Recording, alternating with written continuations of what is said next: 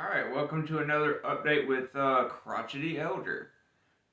Trump and Putin have just got off their phone call that they had scheduled.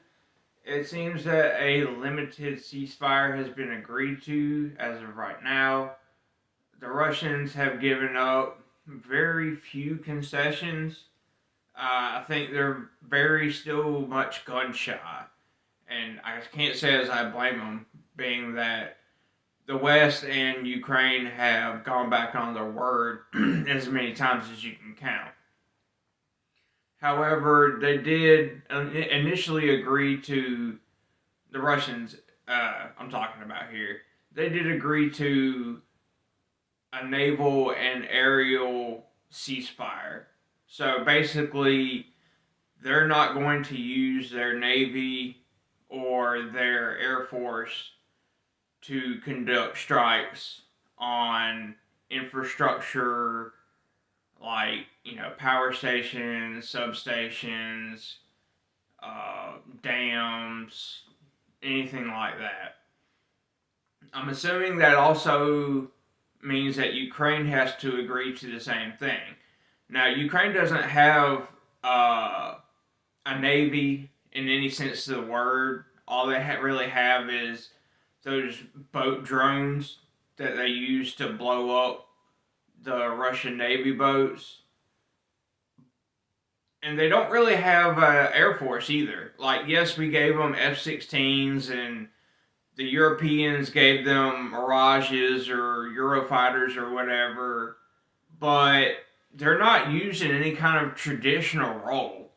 They don't use them to launch missiles against Russian forces. They don't use them to get in dogfights with the Russians. They're used strictly as defensive. Like they use them against cruise missiles and drones that are incoming. That's what they're used for. The Russians did say that they wanted military aid and intelligence sharing by the U.S. with Ukraine to stop during this ceasefire, which, I mean, is fair. There's no sense in the Russians agreeing to a ceasefire if it's just going to be used by the Ukrainians to build up and plan attacks. So we'll see what happens here. The problem with ceasefires is they're very fragile. It only takes one person on either side, a commander or general, that goes rogue and declares, an attack, and then the whole thing falls apart. The Russians also did bring up the fact of Ukrainian war crimes in the Kursk region, executing prisoners of war, assassinations, that kind of stuff, or just terrorizing the civilians, which, if you know anything about Ukrainian war, that's not a surprise. So we will see what happens. I don't hold out a lot of hope for this, but you got to make the first step somewhere, and Trump has been able to persuade the Russians to make that baby step. Now, the only problem is that while Trump was focused so much on Ukraine and Russia, trying to get this ceasefire going, trying to deal with Ukraine and the Europeans throwing their temper tantrums.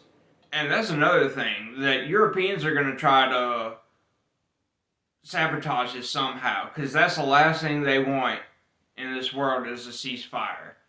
They're going to try to get it called off somehow, or they're going to try to get it to blow up in Donald Trump's face. But I think Donald Trump also needs to pay attention to the Middle East, because while he was focusing on Ukraine and Russia, the Middle East just blew up. Israel's bombing Gaza again. There's reports of mass casualties out of Gaza. Apparently, they're talking about Israel, that is talking about going against Hezbollah in Syria. And it just really looks like the conspiracy theory of greater Israel is happening right before our eyes. And the only question is whether or not the Arabs are going to get tired of this and pull together and start doing something about it, or if they're gonna stay silent and get picked off one by one. We'll see what happens. If you got anything to say about it, let me know in the comments. Be sure to like, comment, and subscribe.